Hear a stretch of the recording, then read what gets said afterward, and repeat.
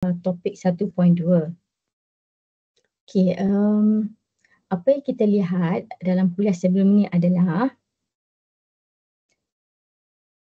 linear equation. Kita lihat linear equation. Equation secara linear equation with, let's say, n variables. Ada n pemberubah. Okay. Bentuk bagi linear equation with n variables adalah a1 x1 plus a2 x2 plus up to an xn bersamaan dengan pemalar b. Pemalar b, constant b. Okey, maka kita ada pemboleh ubah ataupun variables x1, x2 up to xn. Okey, dan nombor yang ini, sebarang nombor nyata boleh mengambil nilai sifar. Dan kita panggil A1, A2 sehingga AN adalah perkali coefficient for X1, X2 up to Xn respectively lah, correspond to the numbers of I 1, 2 hingga N. Okey, ini satu perkara. Kemudian kita lihat solution for linear equation. Okey, kalau persamaan linear tersebut mempunyai n pemboleh ubah, n variables, maka solutionnya mestilah mempunyai n rangkap ataupun n tuple. So mestilah ada, katakan saya gunakan simbol B1, B2 sehingga Bn. Okay. Saya boleh pakai B, saya boleh pakai S, tapi saya tak boleh pakai A lah sebab A dah digunakan untuk coefficient. Kalau saya gunakan A nanti akan berlaku confusing penggunaan simbol. Okay, solution. Okay, n variables, so n components for the solution. Okay, this value of element in Rn is said to be solution for the linear equation if whenever we substitute x1 with b1, x2 with b2, we do that up to an, xn, dan kita dapat bersamaan dengan b. Maka the value of b1, b2 up to bn satisfies the linear equation. Therefore, this sequence of n numbers is called a solution for the linear equation. Okay, and then we have looked at systems of linear equation. Let's say with m linear equations, m number of linear equations, and every linear equations have n number of variables. So kita ada A11 x1 plus A12 x2 plus up to A1 n xn equal to B1 dot up to AM1 x1 plus AM2 x2 plus up to AMN xn equal to BM. Okay, jadi ini adalah linear equation pertama sehinggakan linear equation ke M. Okay. So, every linear equation in these systems of linear equation have similar number of variables. Therefore, solution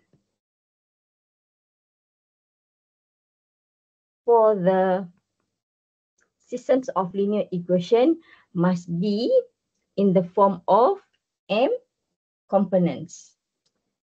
A sequence of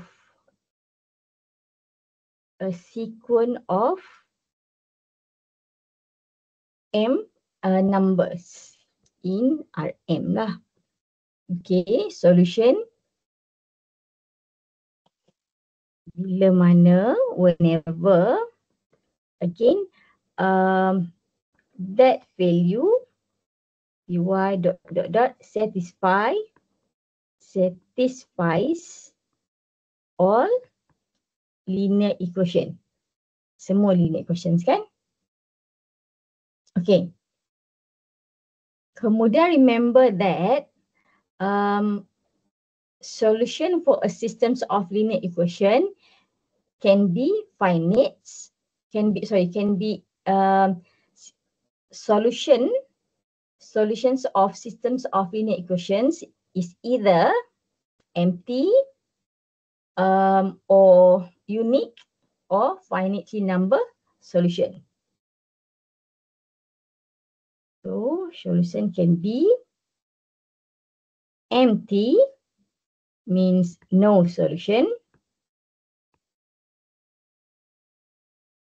or it has finite number of solution. So ada satu je value. Okay, unique solution or finitely many solutions. Kalau for the case of infinitely many. Infinitely many. Untuk case infinitely many solution, kita tulis the solution set as solution set dia mesti ada parameter. Mesti ada at least satu parameter. Okay, boleh jadi dia ada dua parameter S dan T dan sebagainya. Okay, dan parameter ini correspond to one unique variables. T correspond to one unique variable, katakan Y, where Y is equal to T. Okay, so dalam solution kita tak letak Y lah, kita letak T. Okay, so for infinitely many solution, we must have at least one variable where Y is, let's say variable Y, where Y is equal to T and T can take any real numbers. And we call T as parameter. Ini penting We call T as parameter. Dan we call Y as free variable. Okay, so for infinitely many solution, they exist at least one free variable. Okay, kemudian, okay, now in 1.2, we want to see how to solve a system of linear equation using augmented matrix. Ada dua method. Dalam topik pertama ni, ada dua method untuk selesaikan sistem persamaan linear tadi ataupun nak dapatkan solution set bagi systems of linear equation menggunakan sesuatu matrix. Okay. For the first method here, kita menggunakan augmented matrix. Kita menggunakan augmented matrix. Saya dah explain ke augmented matrix tu apa? Anyone? Saya dah explain ke? Kalau belum, tak apa, saya repeat balik. Hello? Hello? Mana pergi semua orang ni? Rasanya belum, Doktor. Belum, okey. Kalau belum, okey. So, let's start from here. Okay. So, a picture yang akan saya tunjukkan ini adalah gambaran asas bagaimana kita menyelesaikan sistem persamaan linear menggunakan augmented matrix. Okay, so the first step is kita mesti mendapatkan augmented matrix for the systems of linear equation that we wish to solve. Okay, every systems of linear equation have one unique augmented matrix. So what is augmented matrix? We are going to see that later on. So the first step is compute the augmented matrix. Okay, and then we have to perform some operations. We have to do something to the matrix. We have to perform a very special operations called elementary row operations pada augmented matrix tadi. Okay, so ERO is elementary row operations. Why do we call it as a row? Sebab operation ini berlaku pada satu-satu row, bukan for the whole elements in the matrix. Okay, remember that dalam arithmetic operation, operations on matrices. On matrices. Apa arithmetic operation yang biasa kita jumpa? A plus B kan? A matrix, B matrix, kita ada A plus B, kita ada A minus B, kita ada A, B, whenever A is in the size of M times N and B is in the size of N times M. Okay, then kita juga ada scalar multiplication where C is a constant, pemalah, sebarang nombor. Kan? We normally have this arithmetic operations, 4 arithmetic operations in total. However, here we are not going to use that, but we use very special operation. We call it as elementary row operations. What is elementary row operations? We are going to see that later on. Okay, but first of all, we are going to perform some elementary row operations to the augmented matrix. Okay, we have 3 types of EROs. We have 3 types of elementary row operation. Which operation we want to use, and to what row, to which row we perform that operations. It will be guided by a method called Gaussian elimination method later on. Okay, but the purpose of perform elementary row operation on the augmented matrix is to change or to turn or to reduce the augmented matrix to another form of a matrix. Okay, bila kita perform elementary row operation, then new matrix exist kan? New matrix akan terjadi. Dan our aim is to change the augmented matrix into a very special form of a matrix where we call it as REF, reduced excellent form. Okay. Alternatively, okay, we may reduce the augmented matrix to another form of a matrix called reduced row excellent form. Reduced row excellent form. This form. Okay, so therefore we are going to see what does it mean by REF and RREF. Okay. What steps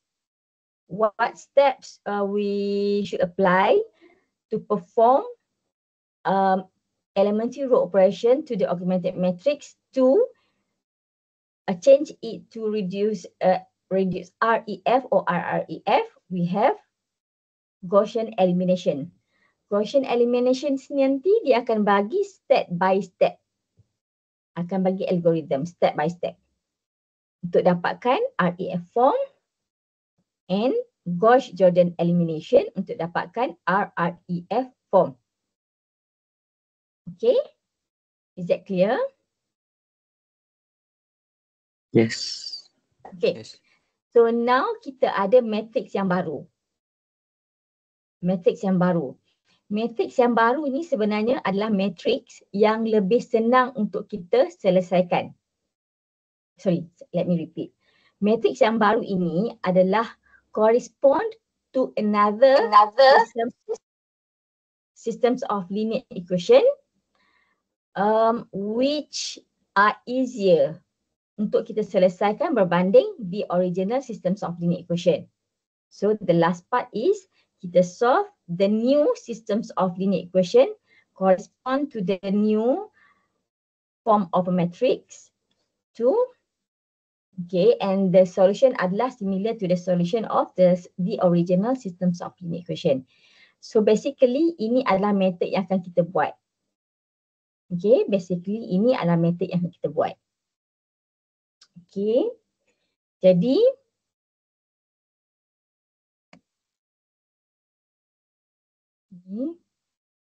okay, ini adalah just repetition to what I have explained earlier. To solve a SLE using its augmented matrix, we use a method called Gaussian elimination, right? Gaussian elimination is a method that guide us with step by step to reduce augmented matrix to another matrix in the form of RREF or REF. Okay, and then okay, something that I have left out in this method, Gaussian elimination method, the steps involving some operations called elementary row operations. Kita akan menggunakan elementary row operation untuk mendapatkan new matrix daripada Gaussian elimination method. So Gaussian elimination method ni dia guide kita nak guna elementary row operation yang mana. Okay, Gaussian elimination juga guide kita untuk tentukan kita nak perform elementary row operation tu pada baris yang mana. Okay, so we just follow the steps later on. Okay, I have mentioned that there are 3 rows. So these 4 terms yang perlu kita faham untuk kita selesaikan systems of linear equation menggunakan the augmented matrix. Okay, so first of all, the augmented matrix. Okay, so first kita akan lihat apa dia augmented matrix dan kemudian kita akan lihat apakah properties yang sesuatu matrix perlu penuhi untuk menjadi matrix berbentuk RREF atau REF. Okay, dan kita akan kenal pasti 3 elementary row operation. Okay, 3 elementary row operations. Dan the last step kita akan lihat apakah step dalam Gaussian elimination ataupun Gauss-Jordan elimination. Okay, so augmented matrix. Okay, one thing saya nak tanya, is that okay? My slide is in English, so it's prepared in English for my slide. So saya jadi confused sama ada saya nak bercakap bahasa Melayu ataupun bahasa Inggeris. Because we have ada student Melayu, ada student China dan juga ada student dari Indian kan. So kalau saya bercakap bahasa Melayu tetapi saya menggunakan slide English, will that be okay? Okay. Okey, Doktor. Okay. Okay, lain okey ke? Okey, kalau katakan anda Saya okey je. Sorry, say again. Saya okey je. Okay. Okay, kalau katakan susah nak faham bahasa Melayu for Chinese ataupun Indian students, nanti boleh refer pada video rakaman yang akan saya share video rakaman untuk set 2 dan set 3. Sebab set 2 dan set 3 adalah untuk international student. So saya menggunakan 100% bahasa Inggeris. Okay, tapi bahasa Melayu ni adalah bahasa saya. Saya lebih selesa explain dalam bahasa Melayu. Tapi agak terganggu sebab slide saya ni adalah dalam bahasa Inggeris. So akan ada percampuran bahasa lah ya. Okay, so saya terpaksa admit itu akan berlaku. Okay. So saya harap semuanya okay with that and then kita sambung. So remember that we correspond each systems of linear equation with a matrix called the augmented matrix. Satu systems of linear equation akan ada satu augmented matrix. Okay, satu matrix akan correspond to one systems of linear equation. Okay, so katakan kita nak dapatkan augmented matrix. So katakan kita ada systems of linear equation secara in general with m linear equation. Ada sebanyak m numbers of linear equation. So ini adalah m.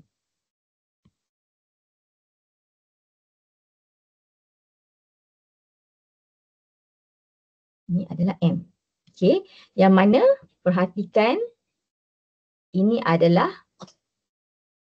dia common variables. Dia berkongsi variables yang sama, x1 sehingga xn.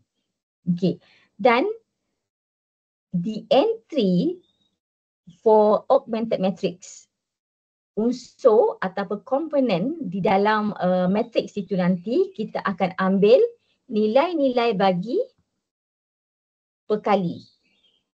Nilai-nilai nyata bagi perkali bagi setiap variables dan juga pemala pada sebelah kanan. Okay, so penting untuk kita pastikan the ordering of variable. Faham maksud saya? Ordering of the variable. Kita start dengan x1, kemudian x2, kemudian x3 sehingga xn.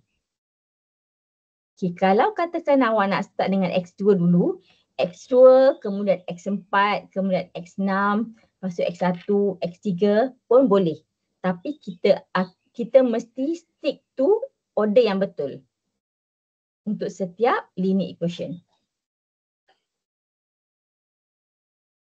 Okay, so nilai-nilai nombor nyata ini kita akan ambil dan masukkan dalam matrix. Sekejap ya. Nak. Sorry saya ada anak saya dengan saya hari ini. Tak apa sihat. Right. So ini adalah the augmented matrix.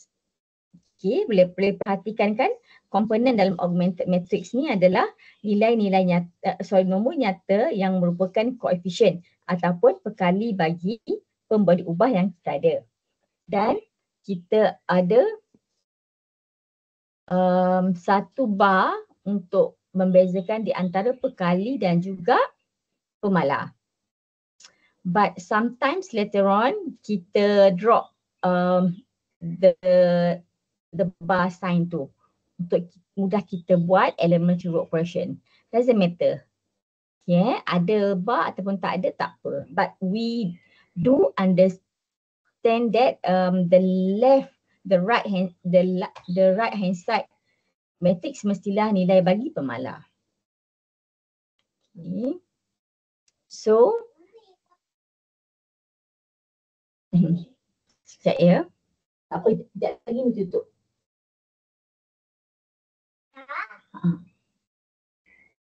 Okay. So kolom yang pertama adalah semuanya adalah coefficients of x1, perkali bagi x1. Okay. Sekejap ya. Okay. Kemudian kolom yang kedua adalah perkali bagi pemboleh ubah x2 dan seterusnya sehingga perkali bagi xn dan juga constants on the right. Nilai pemalar pada sebelah kanan. Okay. So, computing the augmented matrix are quite straightforward. Tapi kita kena pastikan the ordering of variables must be consistent. The ordering of the variables must be consistent from linear equation 1 to linear equation m. Okay, jadi straightforward. From the systems of linear equation, kita dapat compute the augmented matrix. Okay, boleh nampak kan? Okay. Kemudian, okay, apa saya nak beritahu kat sini? Okay. Saya nak tunjukkan ada 3 systems of linear equation as follows. SLE1, SLE2 dan SLE3. Okay. Ketiga-tiga sistem persamaan linear ini mempunyai bilangan persamaan yang sama, iaitu 3 persamaan linear. 3 persamaan linear. Dan juga setiap persamaan linear mempunyai bilangan pemboleh ubah yang sama, iaitu sebanyak 3 pemboleh ubah.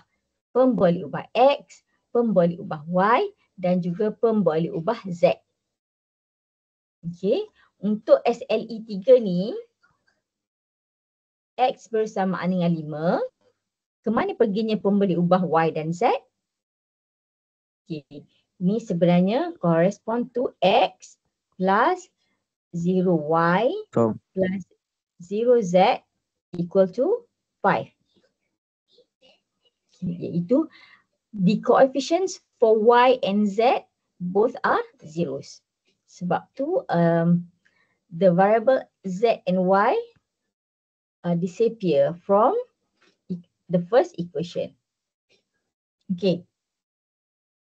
Kenapa saya bagi 3 sistem persamaan linear ini? Sebab okay, kita boleh guna untuk menyelesaikan satu sistem linear equation, kita sebenarnya boleh je cari online tools, online calculator untuk dapatkan penyelesaian bagi systems of linear equation. Boleh cuba link yang saya bagi ni ataupun just Google online calculator to solve systems of linear equation. Dan kita akan diminta untuk memasukkan input, iaitu pemboleh ubah dan koefisiennya. Dan that tool akan dapatkan penyelesaian. Okay, using any online calculator, or you might want to use your calculator kan? Calculator pun boleh saya rasa nak selesaikan sistem persamaan linear ni. Okay, so we may see that these systems of linear equations have similar solution. Iaitu it has only one solution. Okay, hanya ada satu solution je, unique solution. Untuk SLE 1, 2 dan 3. So the solution set is a singleton. Singleton is a set with only one element. Okay. So walaupun SLE 1, 2 dan 3 adalah berbeza, okay, tetapi mereka mempunyai penyelesaian sama. Okay.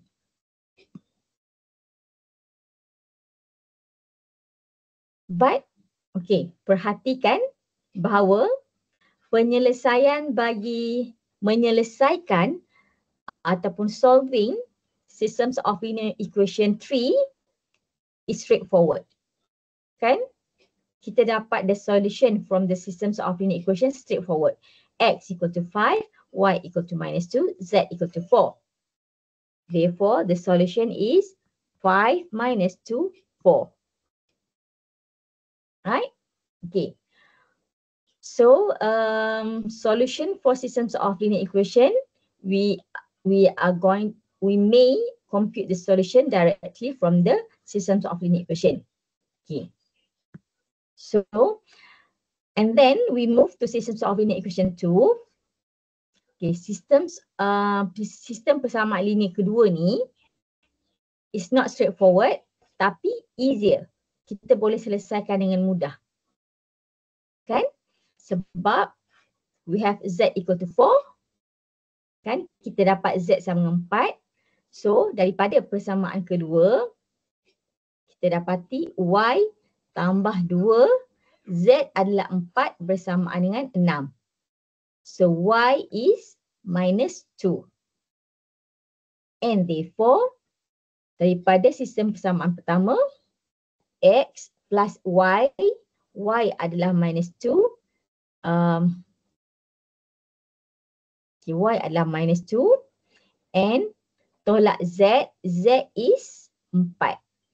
Dan kita akan dapati, ini bersama dengan itu 1. Dan kita akan dapati x bersamaan dengan 4. So, solving SLE2 is quite easy. It's quite easy. However, to solve system of linear equation 1 is quite complicated compared to the other systems of linear equations. Yes, it is possible to solve systems of linear equation manually tanpa guna apa-apa method. Sekadar menggunakan metod yang kita pernah belajar di peringkat sekolah dulu, katakan persamaan serentak dan sebagainya. Kita boleh selesaikan untuk sistem yang ini, untuk contoh yang ini. Sebab saya bagi sistem yang senang. But solving SLE1 is much more difficult compared to SLE2. Okay, dan solving SLE3 is quite straightforward.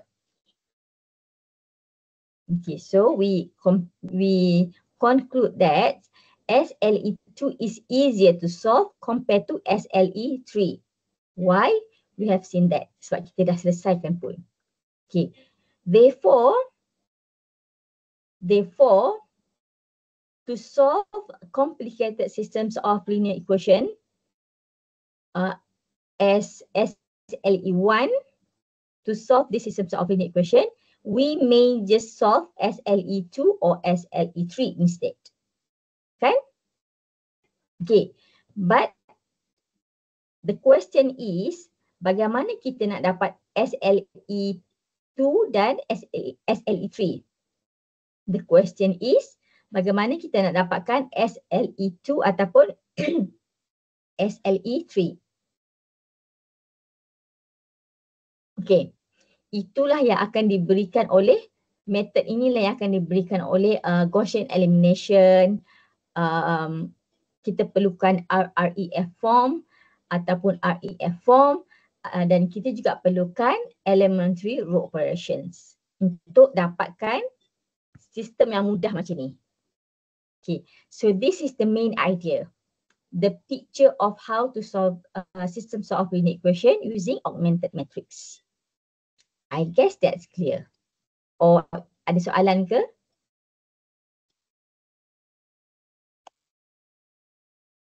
Tak ada Tiada. Okay, terima kasih. Thank you for those yang suka respon. Sebab saya pun please mute. Please mute ya. Okay. Apa yang saya nak buat kat sini? Hold on. Okay. Augmented matrix for SLE1 sedemikian. Augmented matrix for SLE2 adalah B, dan the augmented matrix for SLE3 adalah C. Okay. Note that matrix B ni adalah dalam in the special form REF. B ni adalah REF form. C adalah RREF form. Okay. Dan kita dapat B from A by using some arrows. The same goes to C. Kita buat beberapa arrows. Okay, untuk dapatkan C. Okay. And matrices A, B and C are not equal kan? A, B and C tak sama. Tak sama dengan B, tak sama dengan C. But we call it as row equivalence. Matrix A, B dan C adalah row equivalence matrices. Sebab kita boleh peroleh one matrix from one another by performing some elementary row operations. Okay. So, kita kena kenalilah matrix yang macam mana yang dikatakan sebagai matrix RREF dan matrix REF ni. Okay. So, kita lihat ini adalah okay. Bacalah ya statement 1. Okay, saya nak teruskan kepada apakah ciri-ciri matrix yang berbentuk RREF. Ciri-ciri matrix yang berbentuk RREF. Okay, the first property, the first characterization or the ciri yang pertama adalah untuk pastikan matrix tersebut berbentuk RREF, syarat yang pertama adalah if a row does not consist entirely of zeros. Okay. Property yang pertama ni kita akan lihat row by row. Kita perhatikan row by row. Okay. Dan kita cari row mana yang bukan semuanya sifar. Okay. Ini adalah row that consists entirely of zeros. Kita nak lihat, kita nak perhatikan pada row yang bukan semuanya sifar. Okay, ada nombor lain, katakan 10 kat situ. Okay, so kita perhatikan row ni. Okay, kita perhatikan row ni dan kita kena pastikan the first non-zero number in that row is 1. Okay, nombor pertama yang appear, nombor non-zero, nombor bukan sifar pertama yang appear dalam row tersebut mestilah 1. Jadi, okay, nombor pertama yang bukan sifar mestilah nombor 1. Dia tak boleh jadi 10. 10 boleh dekat tempat lain.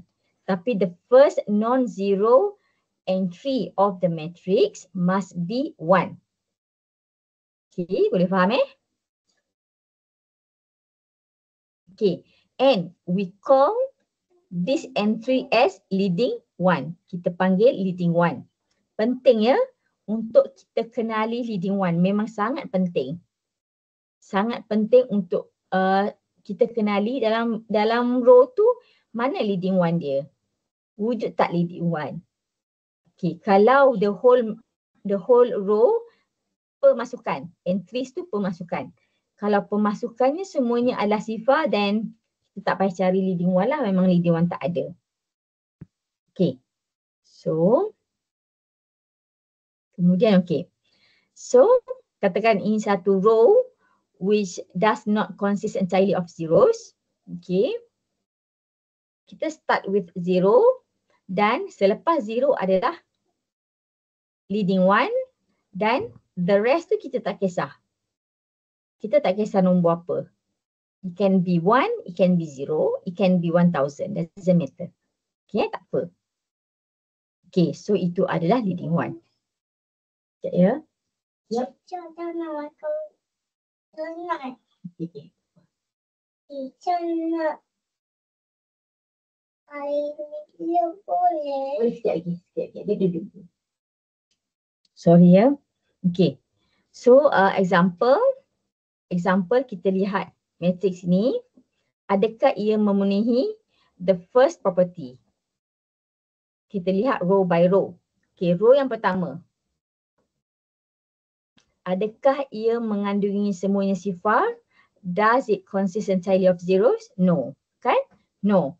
Jadi, the first non-zero number appear in this row must be 1. So, it's satisfied. property 1 is satisfied. Okay. Dan yang kedua, semuanya sifar. So kita tak perlu semak. Semuanya sifar, tak perlu semak. So it doesn't need to have leading 1. The last row, memang the first entry is 1. So that is it. Okay. Untuk yang the second example, does it satisfy property 1? Anyone? Yes. Yes. Yes. Yes. Someone else? Orang lain macam mana? Perhatikan betul-betul. Yes. Okay. Kita lihat the first row. The first entry, the first non-zero number is 1. So, we take the first row. However, the second row, the first entry, the first non-zero number is -1. But we need leading 1. So, yang ni tak memenuhi property 1. Kan? So, salahlah jawapan tadi. Kita dapati matrix ni tak memenuhi property 1. Okay. So, we conclude that yang ni tak ada chance untuk jadi RREF form. Matrix yang kedua ni tak ada chance untuk jadi RREF form. Okay. Tapi matrix yang pertama masih ada peluang. Tapi kita kena semak property yang lain. Okay. Property yang kedua, if there are any rows that consist entirely of zeros, kalaulah matrix tu ada row yang semuanya adalah sifar, semua pemasukan bagi row tersebut adalah sifar, then they are grouped together at the bottom of the matrix. Kita letakkan row yang ada semua sifar tadi tu di row yang paling bawah. Letakkan pada row yang paling bawah. Ini paling simple. Okay. Jadi, example yang pertama ni, obviously, row yang pertama ni semuanya sifar tapi kita letak ke atas. Kita letak dia paling bawah. So, yang ni tak memenuhi property 1. Yang matrix ketiga, it obvious, hanya ada satu je row yang ada semua pemasukan sifar dan dia dah terletak di bawah. So yang ni memenuhi property 2. So matrix yang pertama ni tak ada chance dah nak jadi RREF. Okay, sebab dia tak memenuhi property 2. Bila kita dapati dia tak memenuhi property 2 dan kita tak payah semak dah property lain. Okay, kita dah boleh buat kesimpulan example matrix pertama ni bukan RREF. Okay. Kemudian matrix yang kedua ni masih ada peluang untuk jadi REF ataupun RREF sebab dia memenuhi property yang kedua. Tapi kita kena do further investigation. Kena tengok property yang lain juga. Okay. Any question? No. Jadi doktor. Okay. Thank you.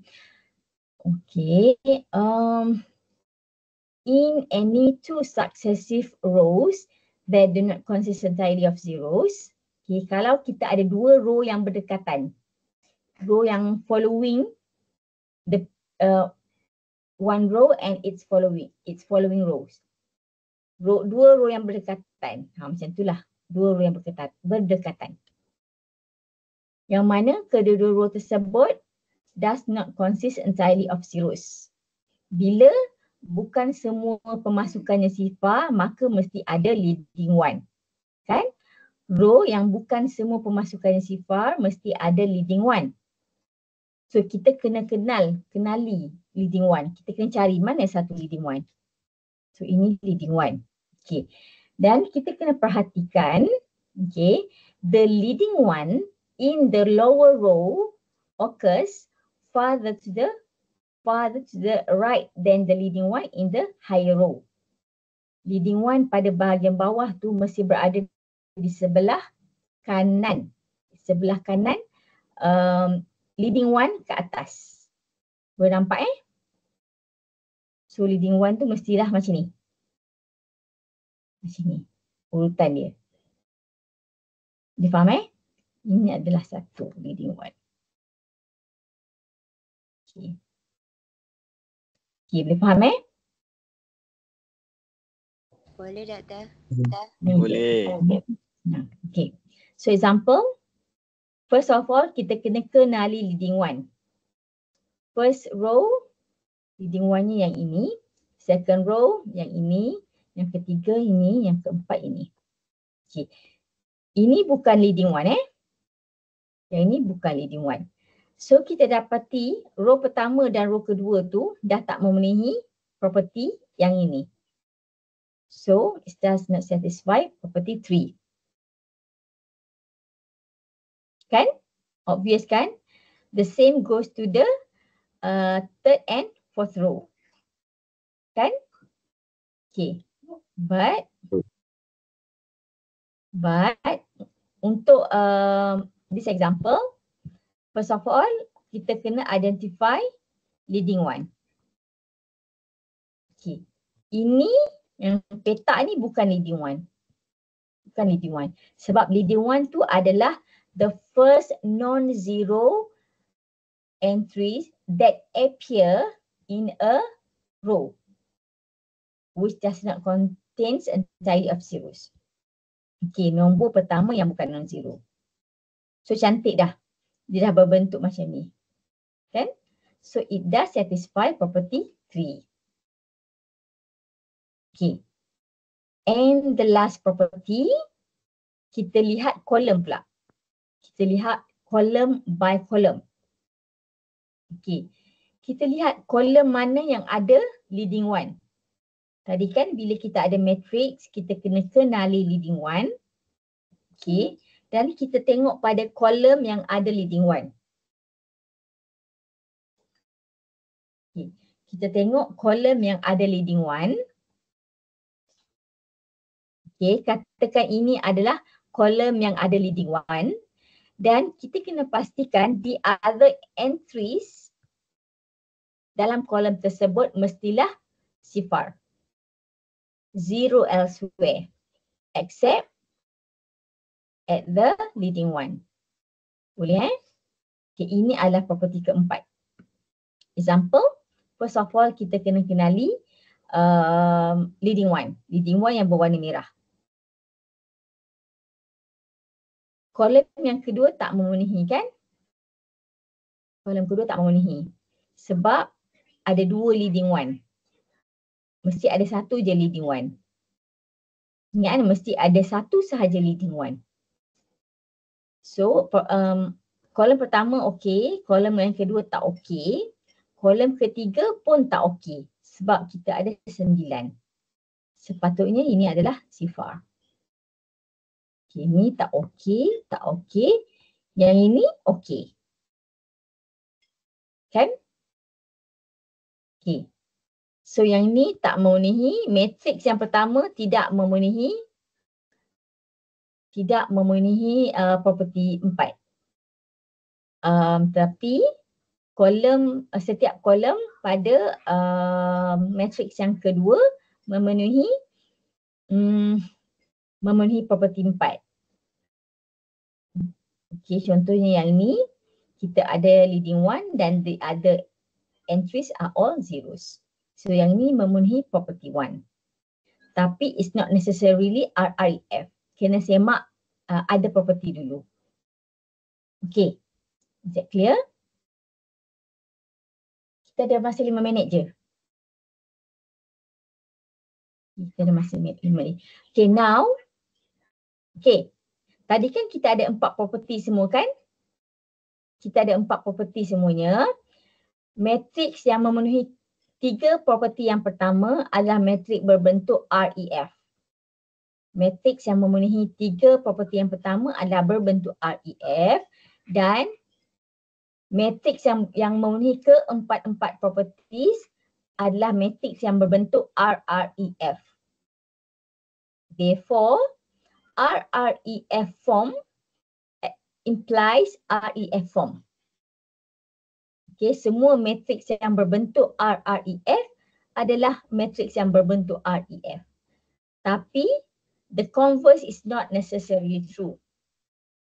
Converse adalah akas. Dalam bahasa Melayu disebut akas. Akas bagi pernyataan implikasi kan, ini adalah implication statement. Okay, dalam fundamental of mathematics saya ada belajarkan landasan matematik. Implication statement. But the converse is not necessarily true. Converse-nya adalah REF implies RREF. Not necessarily true means that this statement is not true. Okay. Matriks yang berbentuk REF tidak semestinya matriks tu adalah RREF. Okay. Kita habiskan sikit example In reduced row echelon form. Kenapa? The first property kita kena semak row by row. Row by row. Row yang bukan sifar mesti ada leading one. The first non-zero element must be 1. Okay. And second row, the first non-zero element must be 1. Okay. Untuk row ketiga, semuanya 0. So kita tak perlu cari leading one. The same goes to the fourth row. Semuanya adalah sifar. So property 1 dipenuhi. Property 2 adalah apa tadi Property 2 0. Row kat bawah sekali. Okay. Property 2 adalah semua row yang ada 0, all entries are 0 must be grouped together at the bottom of the matrix. So P2 juga dipenuhi. P3 adalah kedudukan leading one. Kedudukan leading one mestilah dalam bentuk yang macam ni. Okay. Iaitu leading one yang kedua mesti berada di sebelah kanan leading one yang ke atas. So property 3 juga dipenuhi. Property 4. Okay, kita lihat kolom. Kolom yang ada leading one. Kolom yang ada leading one, the other entries must be 0. So, kolom kedua adalah memenuhi property 4. Kolom ketiga, keempat juga memenuhi property 4. So, semua property dipenuhi. Maka matriks ini berbentuk RREF. Okay, ada soalan?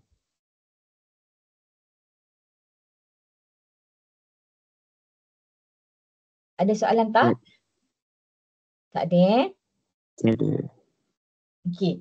So, boleh cuba cek saya ada beberapa contoh. Semua 4 matriks ke atas ni RREF.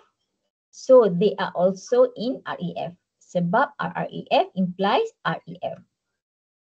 The following matrices are not in reduced row echelon form. Semua ni bukan RREF. Tapi dia masih boleh jadi REF. Okay, carilah yang mana di antara 4 matriks ni adalah REF. Yang mana? Yang ini. Oh, sorry. Okay, matriks yang ini REF. Kan dia bukan RREF tapi REF. Yang lain tu memang memang bukan REF dan juga bukan RREF. Okay. Boleh ya? So saya rasa saya hentikan sampai sini. Awak boleh